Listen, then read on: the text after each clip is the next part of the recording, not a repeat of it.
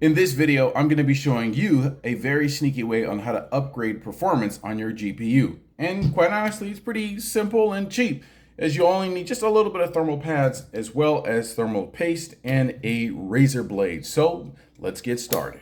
So get your favorite screwdriver here with a Phillips head and the tip, and we're just going to take off the 4 screws that connect the motherboard to the heatsink. All I did was simply open up the graphics card and just peel it open kind of like a hot dog. And you can see pretty clearly here the actual heatsink and the motherboard itself, the PCB of this graphics card. I've already gone through and upgraded the thermal paste, which is absolutely something you can very easily do, which I do recommend as a part of this solution. But simply look at the RAM chip modules, as you can see here, and just be sure, use your imagination, line it up a bit, and be sure that it is also touching the heatsink, as if you put these on there without touching a heatsink, it does the opposite effect, and it actually acts as a bit of a thermal insulation, which is the opposite of what we're going for. So luckily enough, fortunately enough, this heatsink, using some imagination and constructive thought, we can see that it does line up with the RAM chip modules, which is these little rectangles here.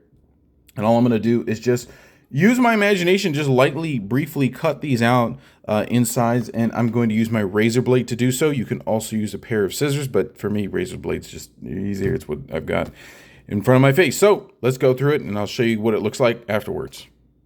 So this is what it's going to look like when it's all done afterwards. As you can see, I put my thermal pads right on top of those RAM chip modules, and this one only had 4, so we'll go through it, put 4. I just topped it off with some thermal paste, and be sure when you're doing this that you are aware that it has plastic on both sides of the actual thermal paste, kind of like a sandwich, the thermal pads. So be sure that you peel one back, peel back the other side of it.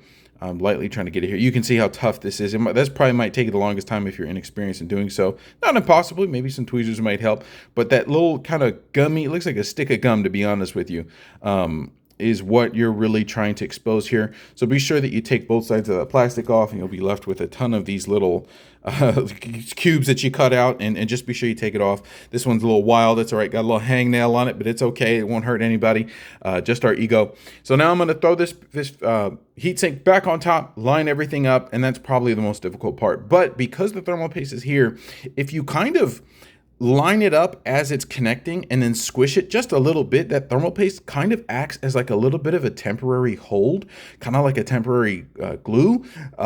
And that's going to help you line everything up. So let me just get this back connected, and then we will give it a test and see how it goes. So now I'm running a benchmark, and we can already see the results as we are booting this thing up. So the question becomes, was it worth it? This graphics card was advertised when it first came out of having a core clock speed of, what's the highest one here? 1518 megahertz on the core clock boosted. I haven't touched a single thing, and this graphics card currently is pulling 1733 on the megahertz. Same on the memory speed, but that core clock is really reflecting a massive change here. Something really big happened. We're getting a massive boost, an extra over 200 megahertz on the core clock here. You can see this thing is fully utilized. Temperature is at 70 degrees Celsius. Wattage, well, this is just running off the PCB wattage itself. I have one of the stickers on my hands. Oh my God.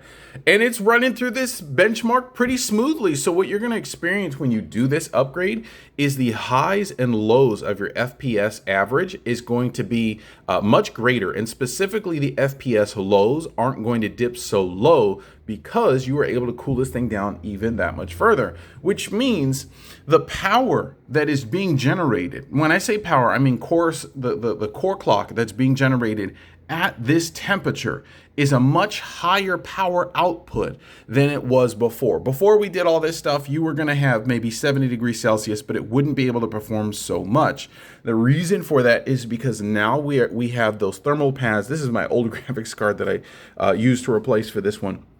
The reason is because now that we have those thermal pads on top of some of the hottest parts of the GPU, that heatsink is now able to absorb and dissipate nearly literally all of the available heat that is being generated from the GPU processor and processing method itself. So we're able to get really sweet, pretty banging performance here. And if we go all the way down to its advertised lowest, we're looking pretty good, guys, in terms of the upgrade that we were able to get through doing this. And as you can see here, the reason why I put this up, to prove to you guys I'm not hiding nothing, I ain't ducking no fades. We have nothing adjusted. I can get higher core clocks if I were to bump up the power limiter and bump up the temperature limiter and put the fan speed on max. That's if I was going for max performance. So there's even that much more we can squeeze out and get that many more megahertz with simply I'm not gonna lie to you guys, maybe $20, $15 upgrade. So hopefully, guys, I hope that this will help you in your next upgrade. If you want to just buy even a pre-owned graphics card and you're looking to upgrade and you want to have this work already done, feel free to check out computercomponentsrestore.com, as we have all of our parts already CCRC inspected. All of our graphics cards, all of our components that we sell have already gone through this upgrade process, and a handful more.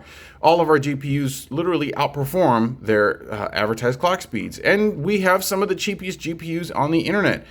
We have very, very low prices for graphics cards that are still kicking, still punching. As you can see here, age ain't nothing but a number. So if you're looking for an older graphics card and you don't want to have to do this work, but you want the benefit from it, get better than brand new performance, we sell all these types of graphics cards that already have this work off. We're running a 20% off promo.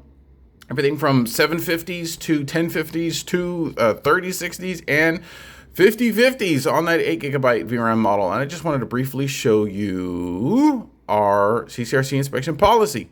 As I'm going to see here, as I can show you guys this inspection process. Awesome. So we do have a comprehensive breakdown over everything that we do and what we're able to get out of it. And as you can see in front of your face, as well as on our website, we can prove that the advertised core clock speed that the core clock speed that we get is faster than what it was first advertised at. We're getting better than new performance and like new conditions on all these graphics cards. So guys, why take the risk? Why gamble on these other websites? Not sure what you're going to get. That thermal paste might be crustier than the eye crust some people wake up with in the morning, and that is not going to cool anything off. The work that we do speaks for itself, as you can see here. And our GPUs have been benchmark tested, clean, and inspected, and guaranteed to perform better than new and in like new conditions. So we've got everything from PCIe power adapters to graphics cards, as well as gaming keyboards and more. So feel free to check out our website, as we always have products in stock, out of stock, and we'll just, hopefully it's a matter of time before we have what you are looking for. So feel free to subscribe, like, share, comment down below, and hopefully, guys, I will see you all in the next one. Thank you for watching.